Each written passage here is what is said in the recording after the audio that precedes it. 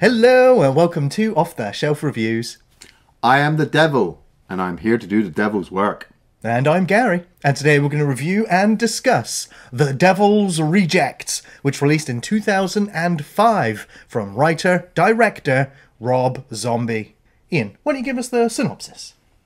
Well, following on from House of a Thousand Corpses, the police have raided the Firefly farmhouse. Otis and Baby have escaped, and they have hooked up with Captain Spaulding to try and stay one step ahead of the police. But William Forsythe, playing Sheriff Wydell, is on the hunt, and he is going to finally try to bring them down and make them pay for all of their crimes.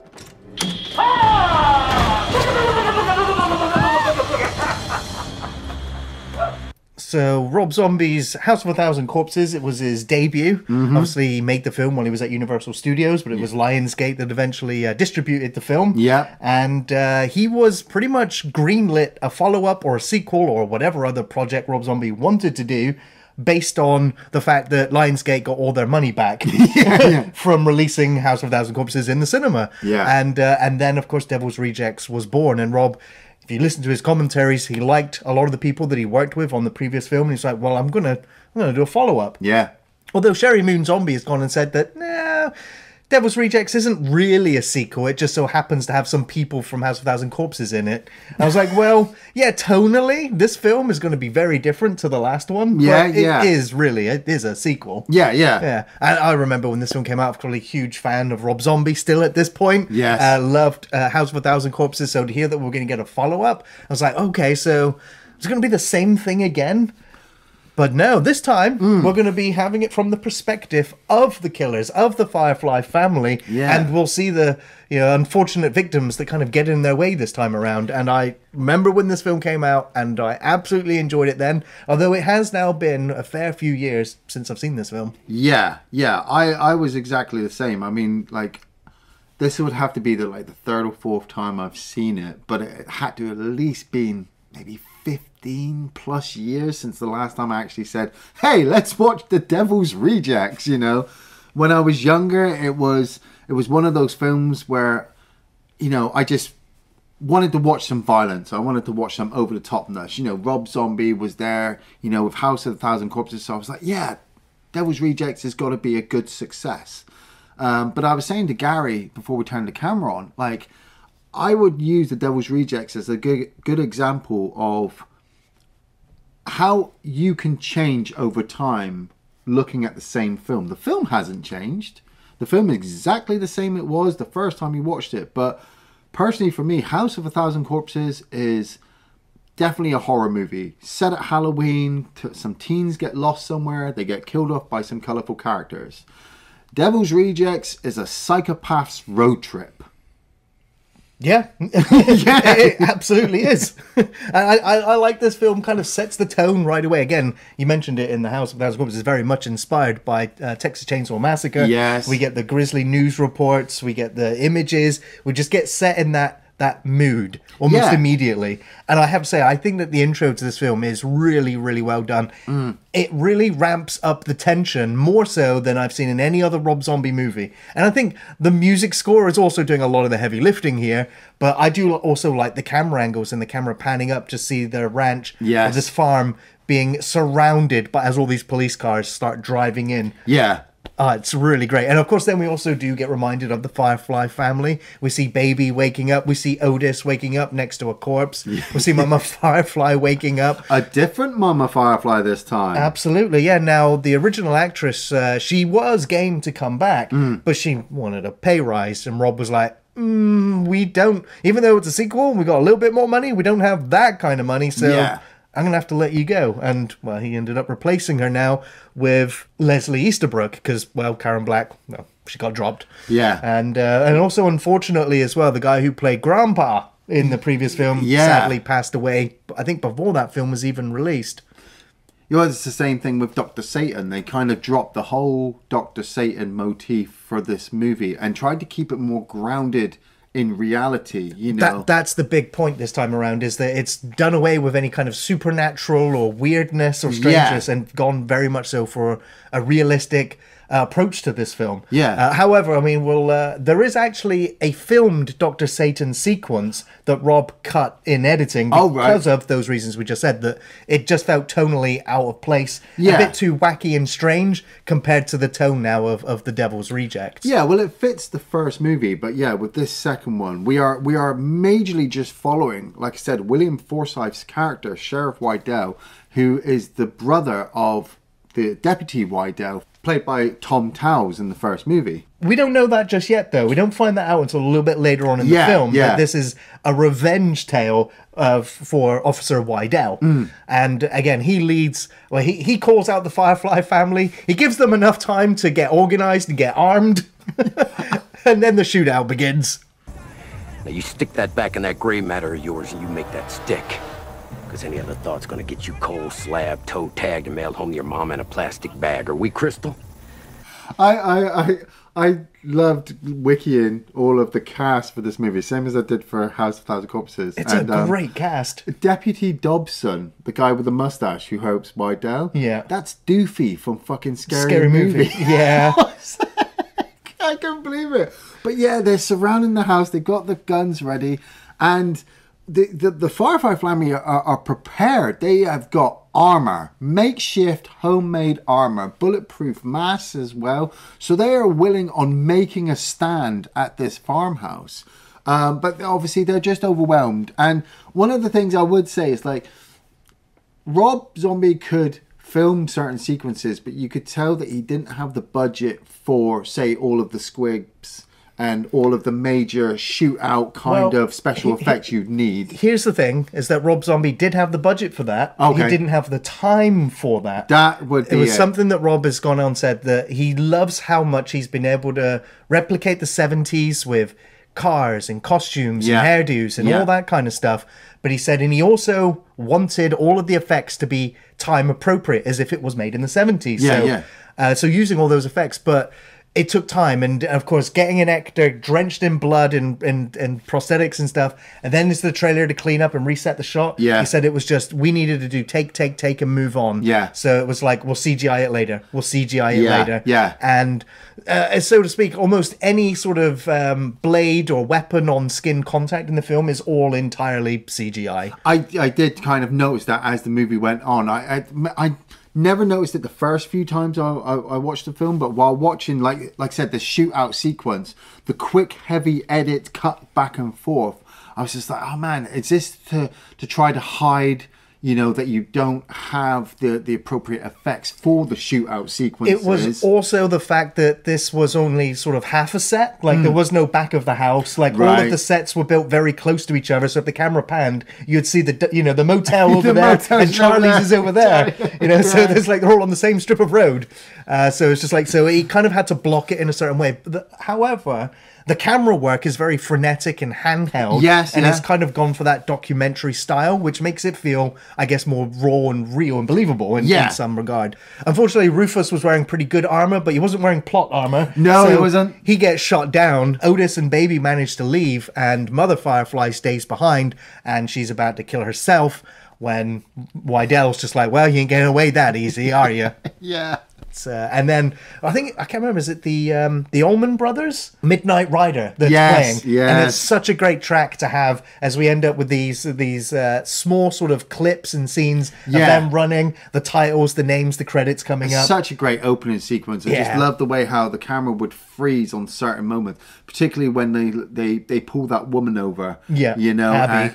and you know, Otis is running up behind her, and then he pauses, and you know the stab is coming. You don't want it to come, but you know you're about to sit down and watch Devil's Rejects, motherfucker. You know, like, there's a reason why you're watching this film. Now, I didn't recognize the actress playing Abby, the one that gets pulled out of the car, but I had to stop. I was like, because she was selling, even though it was in quick flashes and still images, I was like, her expression's really good. It's like, who is that woman? I need to find out. And I looked it up and I couldn't believe it. It was Mary Warrenoff, who has appeared in hundreds of B movies. I was like, that's great. I didn't even recognize her. But I'm really glad that she had a tiny little role here. And that's just the beginning of the who's who of horror in this film. Oh, it's such a great lineup. But going back to the siege on the house, which I thought was pretty damn good. There was you wouldn't recognize him at all because he's also named police officer in gas mask number number 2. And he's like on the left of the frame at one point. Is Kane Hodder. Yeah, Jason Voorhees actor. Well. And he was the stunt coordinator and fight coordinator for Rob Zombie on the entire film as well. Nice, yeah. All of these names, you just want to celebrate. Well, that was it. It's the same with Rufus. When Rufus killed, he's played by Tyler Mane, who would then go on to play Michael Myers in the Halloween Rob Zombie movie. Yeah. So I was just like, that. You know, Rob Zombie, he's utilizing what he's got. He's making what he's wanting to make, and then he's moving on to maybe not better things, but at least he's attempting to try to better himself every time he gets behind the camera. Yeah. But I just want to go back to the Siege again because I want to bring up Dr. Satan because I'm as a fan of House of a Thousand Corpses, I'm like, I want to know what happened to Dr. Satan. He dies. Now, he is still in the film. Right. Now, when you see the paramedics sort of wheeling something into the ambulance, that is Dr. Satan. Oh, right, okay. And we do then follow the police to the hospital where we meet Rosario Dawson, who is the doctor working on Dr. Satan. Wow, Rosario Dawson was in this as well? She was. Holy shit. But Dr. Satan ends up ripping Rosario Dawson's throat out, and she bleeds out covered in blood on the side, and that's the last we ever see of Dr. Satan. So he's still alive in a hospital somewhere. Right, okay. But I completely understand why that was cut out. Yeah. It doesn't seem to hit the flow, because once the credits has ended, we're greeted by Captain Spaulding in bed having his way with luscious looking lady. Or is she having her way with him? Well, yeah. I think when I was wikiing it, I think this lady has got an extensive background in those types of films, shall we say? So you could say she was, very professional. Yes, she her job. knows. But according to Rob Zombie, she also turned up on crutches and with her leg in a brace. But she was like, "Yeah, I'm still game." So yeah, get on top, cover the brace. I mean, if you're gonna give Sid Haig the opening sequence in a movie, you really need him just going at it. And my God, Sid Haig, once again, he steals most of the best lines. Yeah. He steals most of the best sequences, particularly like this one. Where like, did you just call me a whore? Well, I call him like I see him. And she's like, she pulls out this gun, she puts it in his face. She's like, laugh, clown. He's like, what? She's like, laugh. And it turns out to be a dream sequence. And he wakes up in bed with another lady. I mean, I'm not one to judge, but he doesn't seem entirely happy that he's in bed with this other lady. Well, I mean, I remember his words from the last movie. You know, the bigger the cushion, the sweeter the pushing. You know, I like them with a little more meat on them. The bigger the cushion, the sweeter the pushing. And but the thing that gets me is he's just got those shit-stained white pants. He does. And this is, I actually like this. And I like this sequence as well because he's just like, look, leave me alone. I'm trying to take a piss. And it cuts to the coffee being poured. Yeah, I was like, oh God, that make me put my coffee down.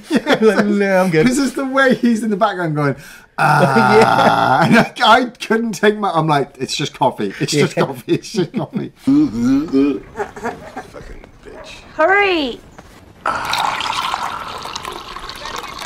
But he's waiting for his advert to come up because Captain Spaulding needs more advertising, needs to lure more people in for whatever. And obviously coming off the back of House, we already know he's involved with the Firefly family. So when he gets the phone call from Baby to say that the house has been raided, Rufus has been killed, Mum has been captured, Captain Spaulding knows his time's up and he needs to get out. So he tells them they're going to meet at this motel. He jumps in the car and he heads off. I like that they kind of had a contingency plan for in case they ever get busted. Oh, yeah. But their plan is, that motel down the road. It's like, oh, you really thought about this, didn't you? Well, they got so, like, you know, so into their own ego and all that they've been going. How long have they been at that farmhouse for? Yeah. You know, this is the one thing I love and hate about the Firefly family is that we know that they're a close-knit family, but is Captain Spaulding Baby's father? You know, is Mama really her mother? Does that mean that Mama Firefly and Captain Spaulding did it at one time and had Baby? Because I read somewhere as well that, you know, Otis isn't really his son. They just hooked up at some point and they've been Otis is Mother Firefly's son as well, but all from different fathers. That's it. But that's it. He and Captain Spaulding have obviously hooked up at some point. They've got a rivalry with each other throughout the entire film. Yes, they have. Like they both want to be the guy, I suppose. Yeah, the top guy. But Captain Spaulding steals it every time. But I didn't actually realise. I took a note this time. Yeah. Because I always imagined that the two of them got together on film much earlier, but the two of them don't have a scene together until an hour into the film. Yeah. I was like, that's more than halfway through. But in my mind, the three of them are together almost from the get-go. But I guess that's because we do cut from Otis and Baby back to Spaulding, back to Otis, and then back to Wydell, who is, he's just called in a film critic to help piece together all of these wonderful names of the Firefly family.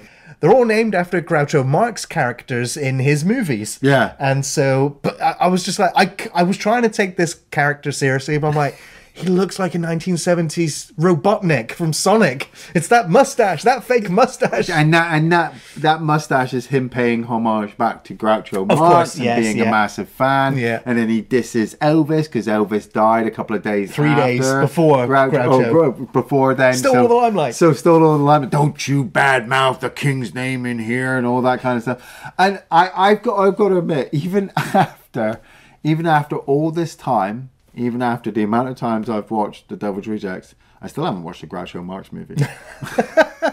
I know I probably should. You should. Yeah, I should. But then at the same time, it's like, you know, between Groucho Marx, the Three Stooges, or Charlie Chaplin, really, which one of them is the better out of them all? You know, there's this whole movie documentary kind of style, kind of fight going on over which one of them is about. But I digress. It turns out that all of the names are aliases from Groucho Marx movies, and so obviously they're trying to narrow it down and find out who the Devil's Rejects are going to try to run to and try to hide with. And along the way, Otis and Baby have got to the motel and realised that Spaulding isn't there yet, so they need a place to hide out. And this is where we're introduced to Jeffrey Lewis playing Roy, and with his wife Gloria, played by Priscilla Barnes. I was completely shocked who Priscilla Barnes was. Really? When I wikied her. She was the psychic from Mallrats. Yeah. The one with the third nipple. Yeah. Well, her introduction in this movie is all about her breasts and how they flew one direction and the other in another direction while she was riding the bull. Yeah. It's pretty amazing. Chances are pretty high you made a few fans that night. Oh, shut up, dipshit. This is it. And like I said about this movie, how my opinion has changed is that with House and the teens going, I'm in the mood to watch teens get caught and get killed. It's a horror movie. That's kind of what I'm after. You know, I do emphasize for the victims, and I do generally feel bad. But that's just the way the House of a Thousand Corpses go. With Devil's Rejects, I really feel bad for this band. Like, really feel bad. They really did not deserve half of the stuff that happens to them. And so when I was younger, I was like, oh yeah, let's watch Devil's Rejects. I want to watch Otis and Baby and Captain Spaulding kill some people. It'll be fun.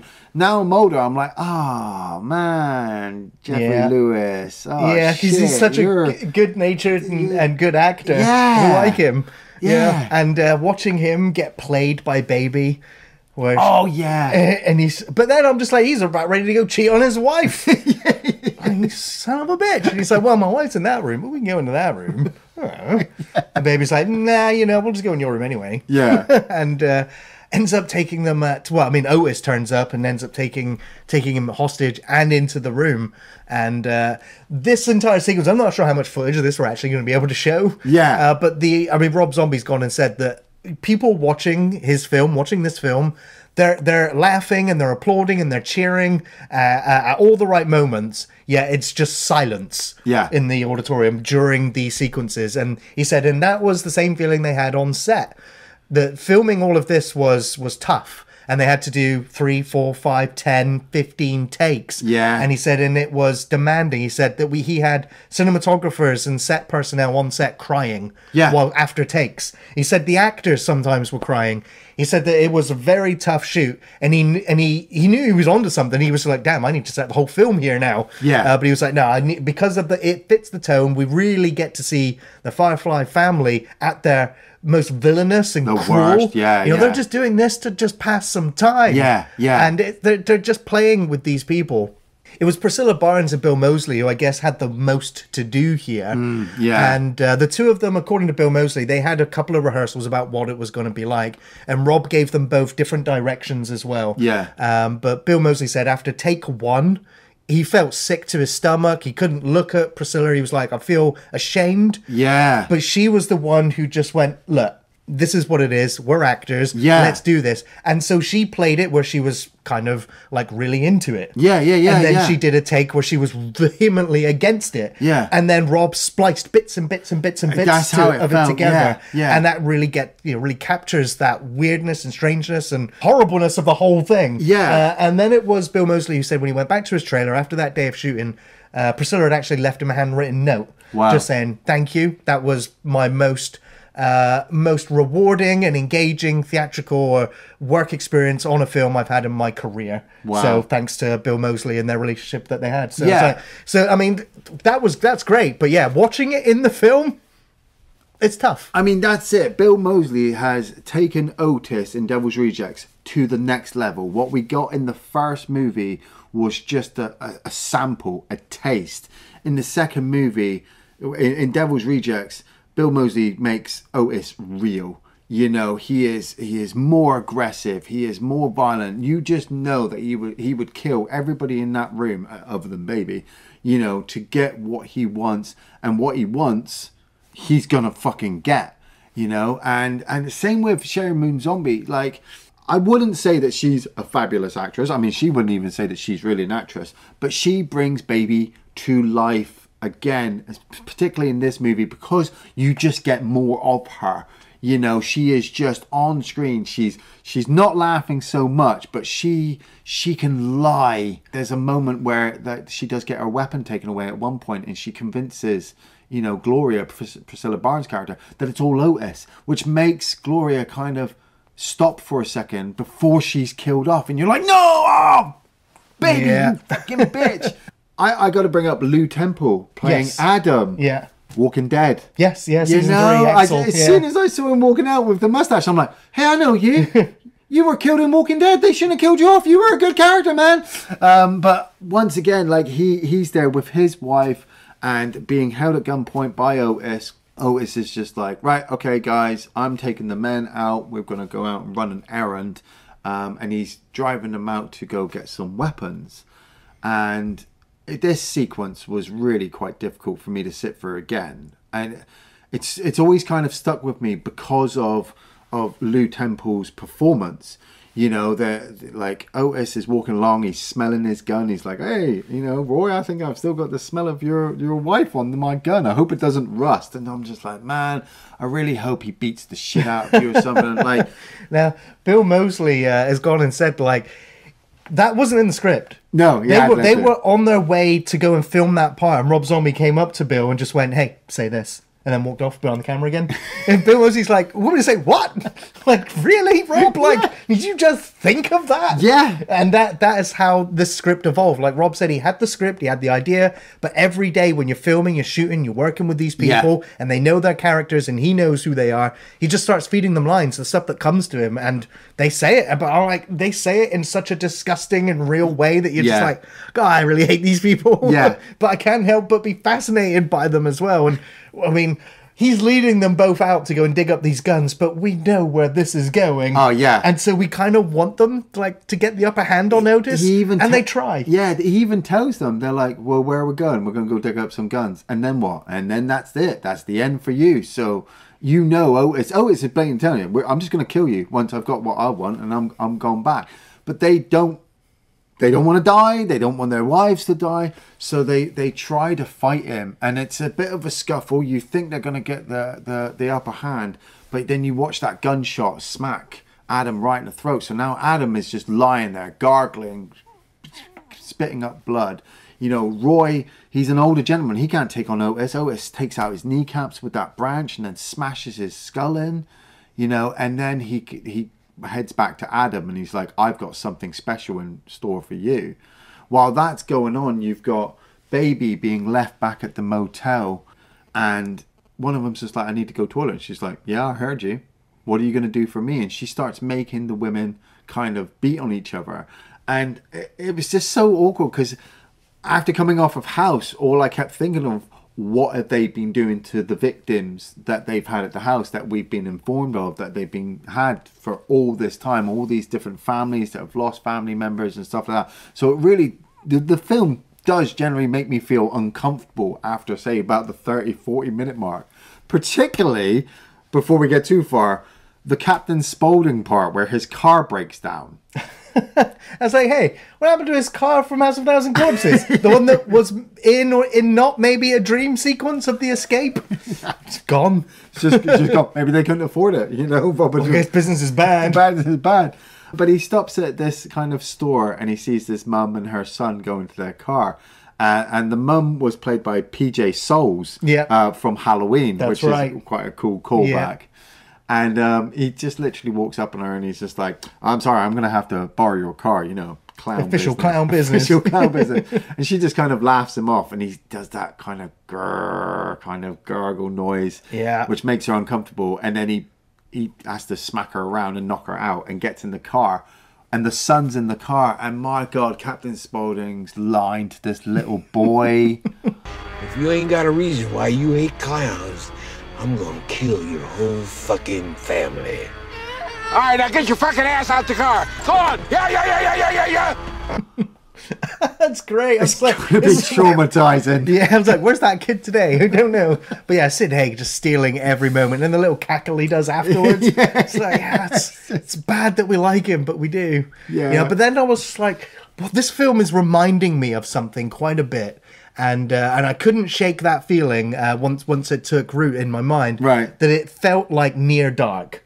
It was a group of people that do horrible things to innocent people, and they're on the road just murdering and killing indiscriminately. But you know, for them, it's to stay alive because they're vampires. Yeah. I was like, that gave me that exact kind of vibe and feel that they're horrible, but we kind of root for them. They're kind of the film's antagonist, but I don't know. I kind of root more for the vampires in Near Dark, mainly because they shouldn't still be human if they're vampires if we follow lore. Yeah. You know, in this, these guys are still human. They're just horrible pieces of shit. Yeah. You know?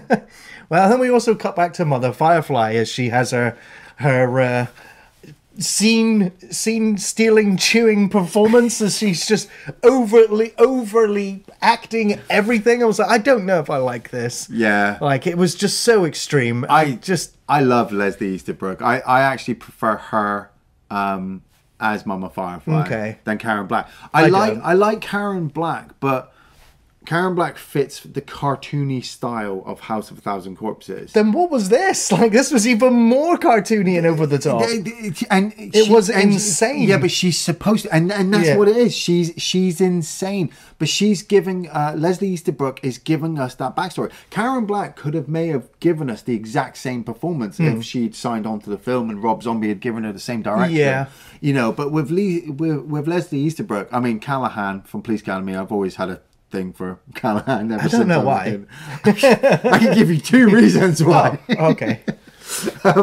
But she just gives us such backstory. You know, Wydell's reading off the list of all the things that she does, and he even says, "Oh, we found out what your talent is. 17 counts of soliciting." She's like, "Well, everybody loves Mama. I've got a power over men," which I can fully believe, especially after coming off the first one of her luring the cop into the house and then shooting him in the head. But it's also that delivery that she delivers to him once she realizes he's called Wydell, and she's sorting through her photo album and she finds the photos and she's like, "Look, this is your brother, and you know, we shot him, we skinned him and stuff like that." It makes me hate her. Yeah. It makes me want her to get punished. So then when Wydell comes back later after he's had his dream sequence with his brother and they confront each other and she's getting all sexual, and then you get that shocked look on her face where he's jammed his knife in her. Yeah, and he's gutting her all the way up. Yeah. And, I mean, at first it's like a sexual act. It is, yeah, The two yeah. of them are disturbingly turned on by each other, and it plays out that way until the cut back where we see the grisly remains as she slumps down. Just like, yeah, it's not. I mean, I'm not a big fan of Bill Forsyth in general. Like, in his films. I love William Forsythe. I don't know, and in this he is just despicable, and I just dislike his character almost immediately. And at this point, I'm like, that's not a cop or a police officer that you can root for. But then the film opens up the whole. I mean, it's a very simplistic kind of layer, really, where it's just like how a good person needs to become a bad person in order to catch the bad people. Yeah, I was like, yeah, okay, but it just doesn't mean I like him anymore, or less. No, I don't. And I don't think like Rob Zombie was wanting us to do that. I think sometimes when you, like I said, my opinion of Devil's Rejects has changed over time. That I don't like practically anybody in this movie by the end. You know, I kind of think everybody is a horrible piece of shit in their own way, and maybe that's Zombie's kind of idea of the way he views the world, that everybody has a darkness and he's just going to spotlight it. But for me, I mean, I liked William Forsythe in Things to Do in Denver When You're Dead, which is an absolute classic. I love him as the cop in Deuce Bigalow Male Gigolo, where he's constantly getting him to look at his penis and be like, what is that? What is that? Why is there yellow stuff coming out of it? Is that right? You know, but William Forsythe can take these characters and just add his little bits to it to elevate them, so that maybe he did do a good job that you hate his character. I agree, because you're supposed to hate his character over time. Well, I'll tell you a character that I don't dislike. Right. And that's Ken Forey playing Charlie. Yes. I don't know, he betrays them at one point. It's just business, brother. Now, Charlie runs his own fun town, and it's filled with prostitutes and degenerates and drug dealers and Lord knows what else. It's literally next door to the Firefly Farmhouse. It's just down the road. But yeah, Otis, Baby, and Spaulding have turned up there, and Charlie's got them at gunpoint. And Otis is like, was this your plan, Daisy, all along? Like, come on. Oh, man. I mean, you have jumped a little bit ahead, though, because before they get to Charlie's, I mean, Otis has come back to the motel wearing Adam's face. Yeah. Spaulding has turned up and found that Baby has killed Gloria, and it's literally Adam's wife is the last remaining victim. And they slap her on the back of the motel door. And they leave her for house cleaning, Yeah, and they put her dead husband's skinned face on her face. You know, and so the maid comes in and finds the dead bodies in the bathroom, so she freaks out, and then she turns and sees the wife hanging off the door. Now, the first time I watched this, I didn't understand why she just didn't take the mask off before she went running out. But the more times I watch it, I realized, like, fuck you. You're in shock. You've watched all of your friends and your family members be murdered kind of in front of you, and then you've been left in this motel. You know, you're not thinking straight. So then when you just watch her run outside, I mean, it's great direction from Zombie, you know, following her with this camera all the way to the point where she runs out into the middle of the road and she's trying to hail down a car, and then that truck hits her.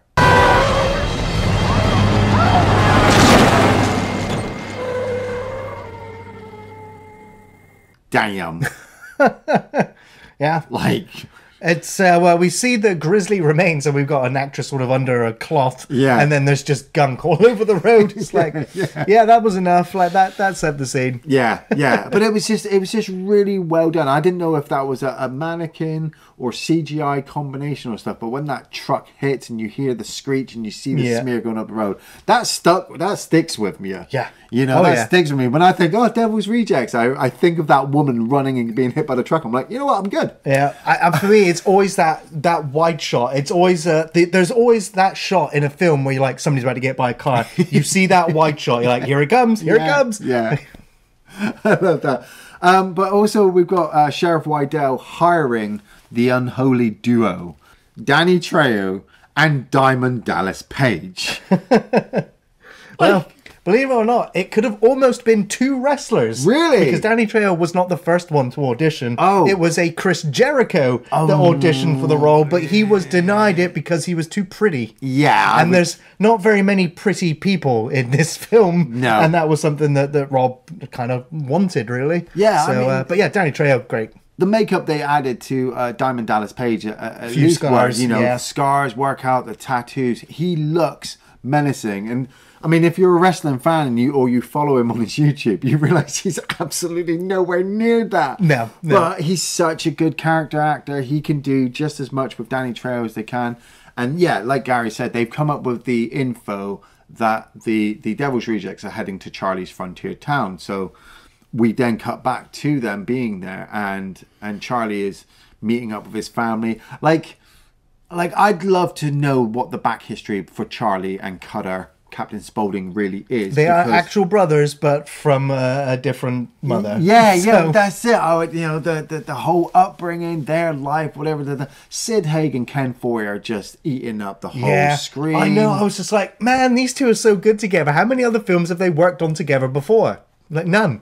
It's like, well, what's the story here? And Sid Haig went on to say, like, him and Ken, they have turned up and been together at like over 100 horror conventions. And they've hung out, they've drank, they've talked about different directors, actors, films. So, like, they knew each other, even though they'd never worked with each other. Yeah. But absolute naturals here. I'd love that bit where he turns to Bill Moseley and he goes, "Hey, Otis, are you still an asshole?" And Otis goes, That's great. Just like, he didn't even have to say a line. He just had to put his finger up.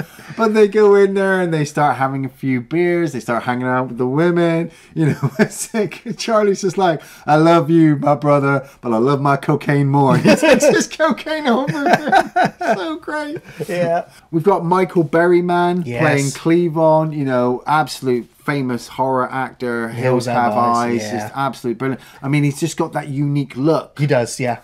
And don't forget, actually, there was a scene earlier where is it Cletus? So I can't remember what he's called. Cleavon, that's it. Yeah. Cleavon and Charlie go to get some chickens because Yes, he knows that he knows that Captain Spaulding's coming over and playing on from the original movie. He's got his own fried chicken business as well. So he's going to get some chickens to take back. And like, this scene is not, you could cut this entire scene from the film.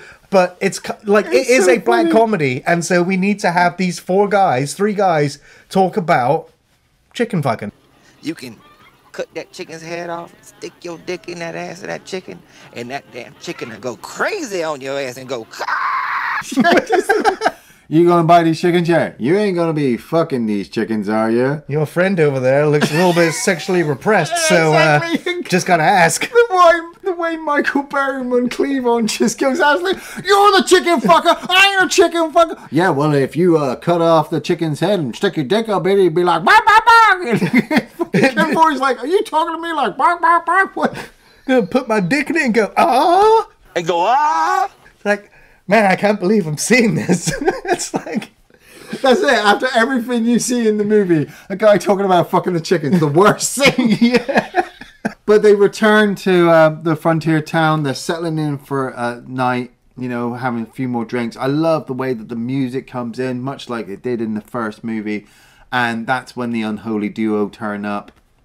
And it's just absolutely silent. Yeah. Well, on top of that, I mean, at the chicken fucking sequence, we'd had William Forsythe confront Charlie and tell him, "I know that they're at your place. I want you to keep them there until midnight." So that's what Charlie kind of does. He sets them up, which kind of makes him a bad guy.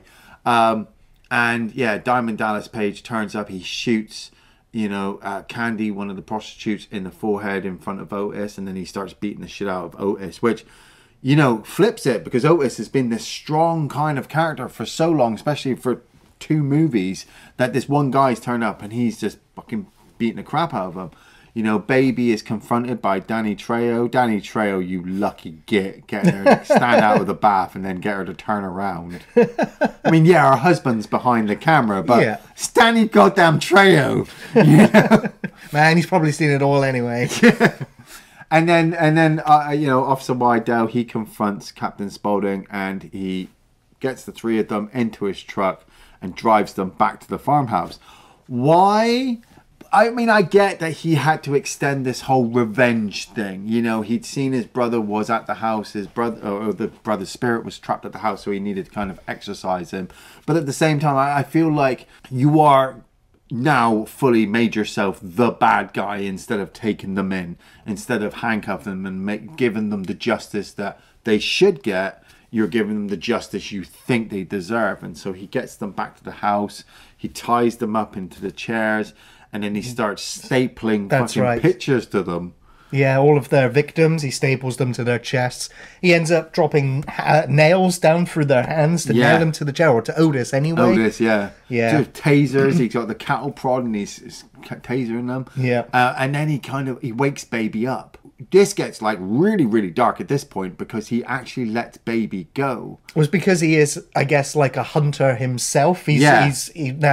He thinks like, oh, Baby's just a girl. I can easily capture her anyway. So I'm just going to set the farm on fire and then taunt her. Yeah. And it's kind of, I guess, inverse, isn't it, of House of Thousand Corpses? House of Thousand Corpses, he's going, run, rabbit, run. I did read as well in the notes that this sequence, either in the house or when she got outside, Sheri Moon Zombie had it was the house sequence. She had to cry. And the sequence had put such strain on her, she didn't actually come back into work for like 3 days. Yeah, that's right. It was a huge strain. Like I said, she's not an actress, but this was a very demanding sequence for her to perform that emotion. And she said she couldn't even watch the film for like 8 months afterwards. She couldn't even look at William Forsythe because she really hated him. Yeah. She literally cringed at the breath of him. Like being so close to her was enough to Then he'd done well. He'd done his part really, really well to make you feel like that. Absolutely, but yeah. Like I said, Wydell has set the house on fire and left Spaulding and Otis inside of the barn. He's chasing Baby out into the woods, and he does actually go to capture her. But Charlie turns up to be the hero of the day for a second. Yeah. Now, apparently, that was Ken Foree's first day of filming as well, was his death scene. Good. And according to Rob Zombie, Ken Foree turned up and went, don't kill me. I don't want to die. I don't want to die. I don't want to be dead. And it's my first scene, so don't kill me. And Rob went, nah, get in there and die. So he's dead. He almost saved the day. He almost saved it, but he's dead. And Baby is shot in the leg. She's down and she's being choked out. She's going to die. Yeah. And the film all of a sudden goes slow motion. And then we see a shape creep up behind Officer Wydell. Yeah. And he gets picked up and his neck's twisted and his face is looking the wrong way. Yeah. And then we reveal Tiny. Who did open the movie. And now he's here. I guess he never left the farmhouse. I guess the police also never found him. Yeah, well, I don't understand how they weren't able to, but I'm assuming that they got so distracted trying to chase everybody else that he could have stayed out in the woods for a little while, gone back and then hid back in the basement of the house. Yeah. Come back out in this final sequence to save Baby, and then Baby tells him like, you need to go back in, you need to save Daddy and Otis. He heads back into the house. He just pulls those nails out of Otis's hands like they're nothing. Like they're nothing. But it was so sad because obviously Matthew McGorry, who plays Tiny, he would die after this film had been released. Just after, yeah. So that final sequence of watching him walk into the fire and the house kind of sucks. Yeah. It's really quite sad, really. Yeah. Because in a way, I've always felt bad for Tiny out of everybody in the Firefly family. Well, he's still a murdering psychopath and he was still torturing people, but he was also the most childlike, possibly the most innocent, and even Otis says to him as they're getting in the car, we'll come back for you, but that's not going to happen. Yeah. I think Tiny kind of knows that too. Yeah. Which is why he's just like, I'm just going to go back into the house that's burning down. And so I'm like, I think he just chose to kill himself, really, which is kind of sad. Or go and live with Dr. Satan, who could be in the basement. Could be still in the basement because it was deleted scene. So yeah, who knows? Yeah. And then Freebird kicks in and I'm like, oh, that's it. That's the end of the film then. Because we've got these sweeping helicopter shots that look really cinematic and cool. They're all kind of busted up. There's no life left in them as Otis is just taking them wherever. And the music keeps playing, and we're like, okay, yeah, this is kind of cool. So, it's an interesting way to end the film, Just waiting for the credits to roll. And then the car stops and pulls over. And then the camera pans along the long police blockade. Otis. And this is all done without dialogue. Otis wakes up. Music. He wakes up Spaulding. He wakes up Baby. The two of them kind of look up and they're like, oh, fuck. That was a good run, wasn't it? And here was a thing that wasn't in the script, but the actors thought to do. And Bill Moseley passed Spaulding his shotgun. Yeah. And for the actor, it was a case of going, okay, you're actually all right, Spaulding. And so there was a truce in the fact that they all knew they were about to die. Yeah. And so I was like, so even a small token of like friendship amongst these assholes is still a moment. And apparently, again, this had people on the set in tears, like at these moments that were happening on film before them without it even being scripted. Yeah. So I'm like, there really is got a lot of weight to it. And I think it's also the excellent choice of using Freebird. Like, if it was Rob Zombie that came up with using Freebird, like, bravo. Yeah. Like, it's such a wonderful choice. And they use a lot of the song as well. I can't tell you another horror movie that has an ending that's impacted me so much as Devil's Rejects with the Freebird sequence. Yeah, yeah. You know, I've seen a lot of horror movies, but... man, when I hear Freebird, I think of Devil's Rejects. Yeah, same. You know, and it's not because, oh yeah, I want to see killing and maiming and torture, or I want to see these people die. It's just the mastercraft of the camera work. You know, like you said, the way the slow-mo, the way the car rolls up, the way the music is building, the way that the cops look, you know. The thing that's still, obviously, when the bullets start flying and they're starting to get bounced around by the bullets, and it freeze frames here and there, and you see CGI bullets here and there. I mean, granted, unless you freeze framed it, you wouldn't see the bullets, and if you did, they'd be an absolute blur, unless you managed to capture the focus. I know, it was a bit distracting, but I was like, okay, it's fine. If anything, it cements the fact that they've been shot and they're dead. They're all dead. They're all dead. There's not a third movie. There is not. There's no third movie. There's no way these three can come back from hell. No.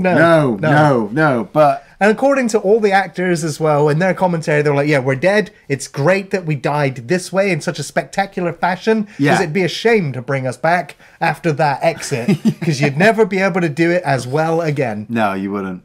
And then they never did. So it's great that they never made a third movie. Luckily, there was no third movie. There was no bringing back the characters. They died. But this ending, like I said, I just remember the first time watching this movie and just being in kind of shock and awe of everything I had seen up to this point. And then, like I said, Freebird has kicked in, this whole shootout. And I'm feeling happy. I'm actually glad they're getting blasted. I wanted them to stop. I didn't want them to get away and have a happy ending and keep looking over my shoulder and thinking that they're out there. It's like Bonnie and Clyde. You know, you had your run, you did some bad shit, you had to be stopped. And, oh man, fucking brilliant.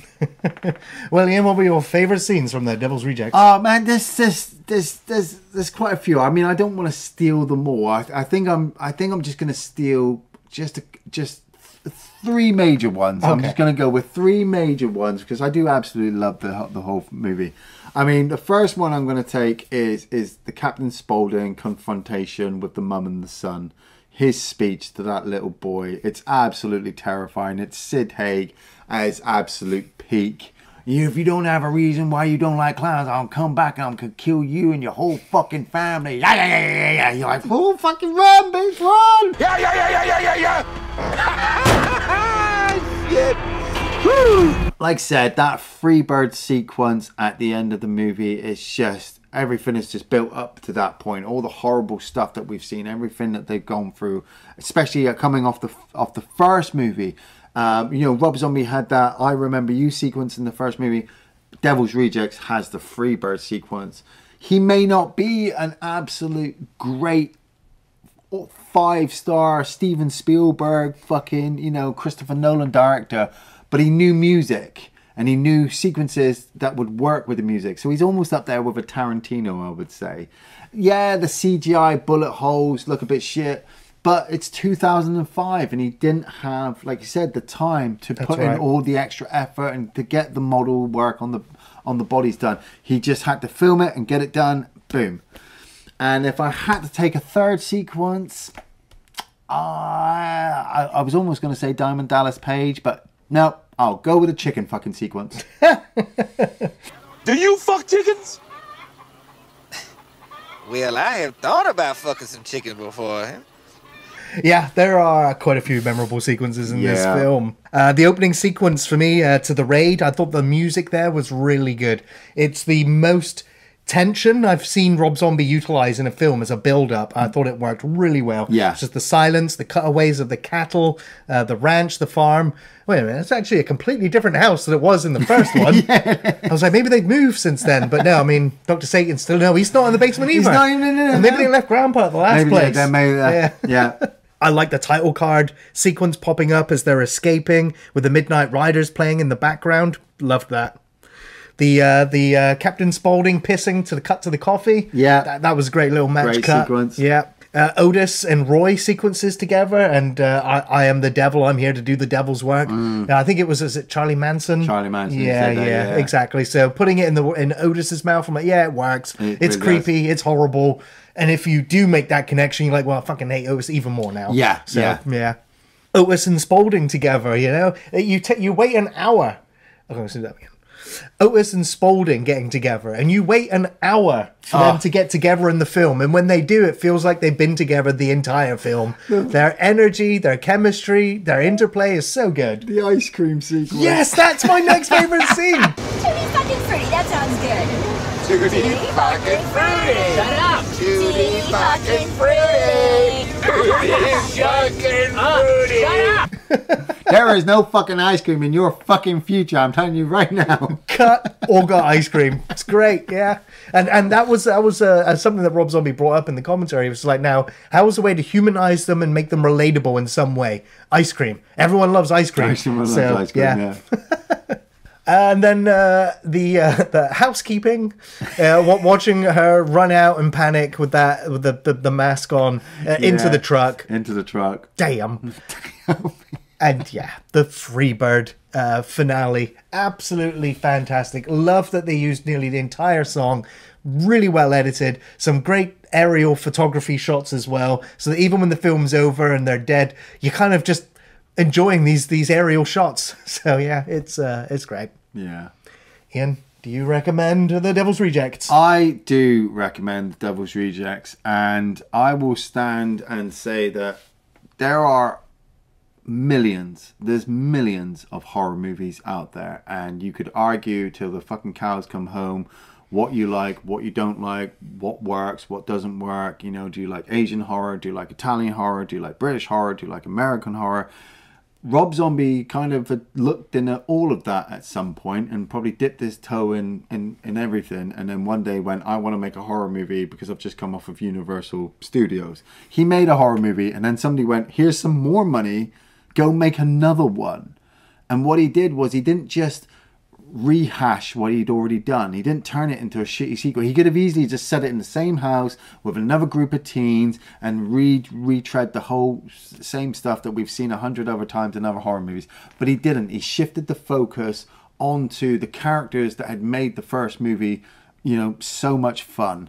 Baby, Otis, and Captain Spaulding. He gave them all plenty more time. You know, Bill Moseley is just fucking working on all cylinders in this movie. Is absolutely great. Sid Haig is stealing sequences that he shouldn't even he shouldn't be stealing, but he's just walking in and he's just stealing those sequences.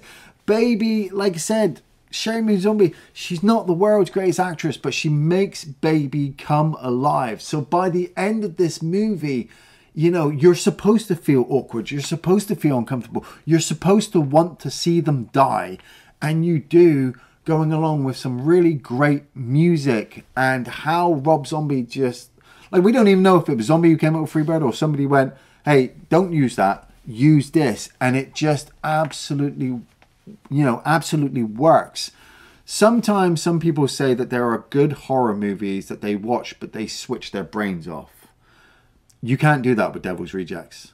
You know, particularly, I would totally say if you've never seen Devil's Rejects, you have to watch House first, then watch Devils. You can watch Devils on its own, but it just doesn't have the same impact unless you know where those characters are coming from and the background that they got. So, fuck yes. Oh, hell yeah. I'm also going to be recommending The Devil's Rejects.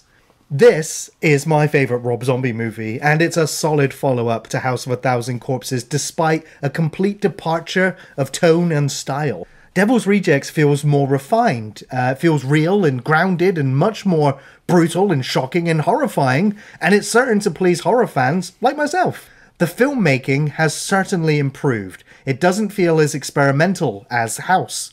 But Rob's penchant for vulgar and colourful language, it shines through. With a script that's, yet again, perfectly performed by the three leads. Sid Haig, Sheri Moon Zombie and Bill Moseley, they deliver their career bests here and make for truly compelling viewing, if you can stomach just how truly reprehensible they are. The supporting cast is equally great with so many recognisable faces. It's a who's who from horror films, and it's always great to see Ken Foree and Michael Berryman. Film has great pace, great music, and a good score. It's well edited, and it retains the frenetic nature of House, with lots of handheld camera work, building on that chaotic nature of the violence. It's a solid film. It's worth a watch. And for the Freebird ending, this film is a must-watch. Hell doesn't want them. Hell doesn't need them. Hell doesn't love them. The world rejects them. Thanks for watching Off the Shelf Reviews.